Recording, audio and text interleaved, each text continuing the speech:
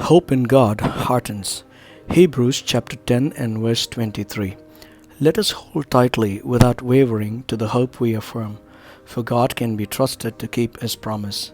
The writer of Hebrew has been prophetic since he knows there is nothing good the world can offer. It gives only that which is negative and confusing. Amidst all of these chaos, what one needs is hope. It is true for this generation as we encounter the pandemic. Outbreak of it is beyond human control. Nevertheless, the control of its spread could have been curtailed if the leaders were sensitive to the need and followed the protocol. Instead, they have caused confusion and have driven enormous fear into the hearts of people and shattered their hope. The media is flooded with negativity and news of uncontrollable death, lack of hospital beds, oxygen supply, ventilators, and many more wants. People are thrown into fear beyond imagination. In 1994, as Vice President George Bush represented the U.S.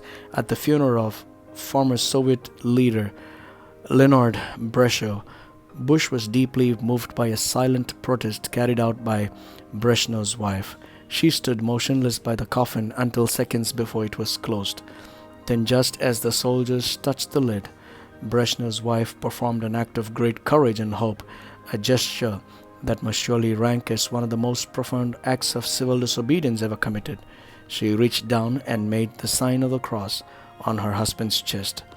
There in the citadel of secular atheistic power, the wife of a man who'd run it all hoped that her husband was wrong. She hoped that there was another life, and that life was best represented by Jesus, who died on the cross, and that same Jesus might yet have mercy on her husband. I'm sure this perspective is true in the most hopeless situation. Our hope in death and resurrection of Christ can rescue and save us. Hope in God heartens. Amen.